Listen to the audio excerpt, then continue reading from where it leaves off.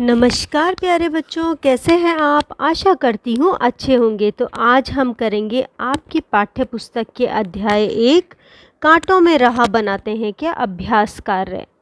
तो चलिए शुरू करते हैं।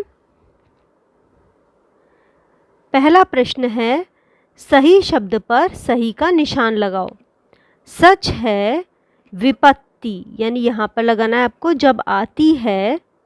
दूसरा, ख डैश जब जोर लगाता है, मानव जब जोर लगाता है। डैश नहीं वह पाता है, रोशनी नहीं वह पाता है। आगे बढ़ते हैं। अब ये कुछ प्रश्न दिए हुए हैं। क है, विपत्ति किसको दहलाती है। ख, विपत्ति आने पर कौन विचलित नहीं होता। इस तरह से और हैं, इनके आंसर अब हम देखेंगे। पहला प्रश्न है, विपत्ति किसको दहलाती है। उत्तर है, विपत्ति कायर को दहलाती है। दूसरा प्रश्न है, विपत्ति आने पर कौन विचलित नहीं होता। ग है, मानव के भीतर क्या छिपा है। घ, इस कविता के कवि का नाम बताओ। ड, कविता का कोई अन्य उपयुक्त शीर्षक सोच के बताओ। अब मैं आपको ये लिख के बताती हूँ। तो ख का उत्तर है, विपत्ति आने पर सूरमा विचलित नहीं होते। ग, मानव के भीतर गुण छिपे हैं। घ, प्रश्न था इस कविता के कवि का नाम, तो इस कविता के कवि रामधारी सिंह दिनकर हैं। कविता का अन्य शीर्षक, तो ड का आंसर है, कविता का अन्य शीर्षक सूरमा हो सकता है। अब आगे के प्रश्न देखते हैं। पहले जो हमने देखे वो मौखिक प्रश्न थे, ये लिखित हैं, आपको लिखने हैं। विपत्ति आने पर सूरमा क्या नहीं करते। उत्तर है, विपत्ति आने पर सूरमा विचलित नहीं होते। अगला प्रश्न है, बाधाएं किसके सामने नहीं टिकती हैं। उत्तर है, बाधाएं सूरमा मनुष्यों के सामने टिकती नहीं है, के सामने नहीं टिकती।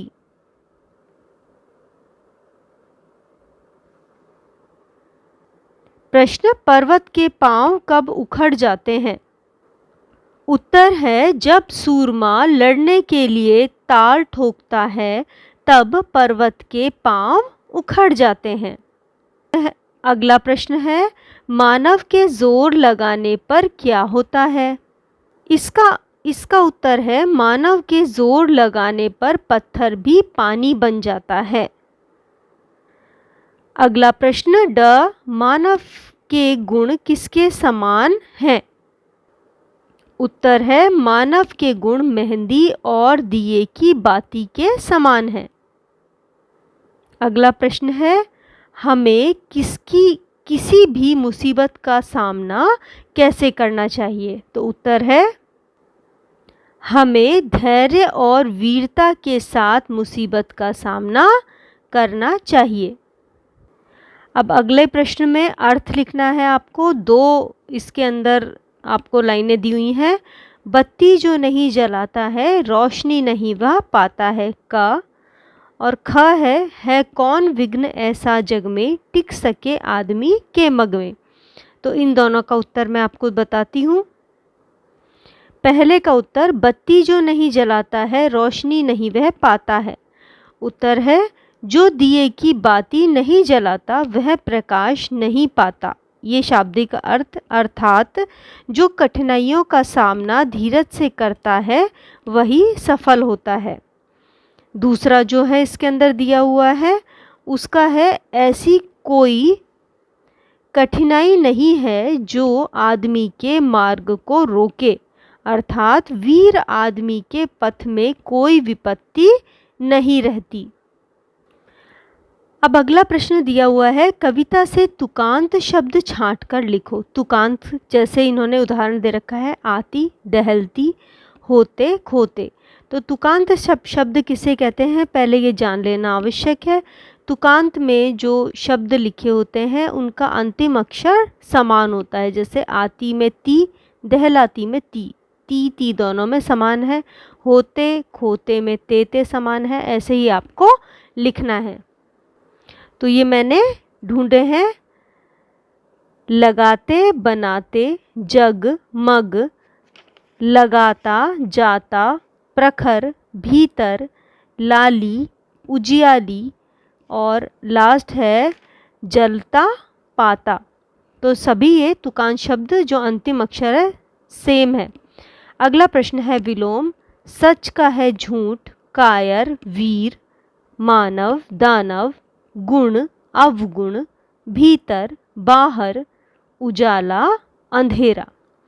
इसके बाद इस प्रश्न में दिए गए शब्दों के सही अर्थ चुनकर लिखो व वाक्य बनाओ।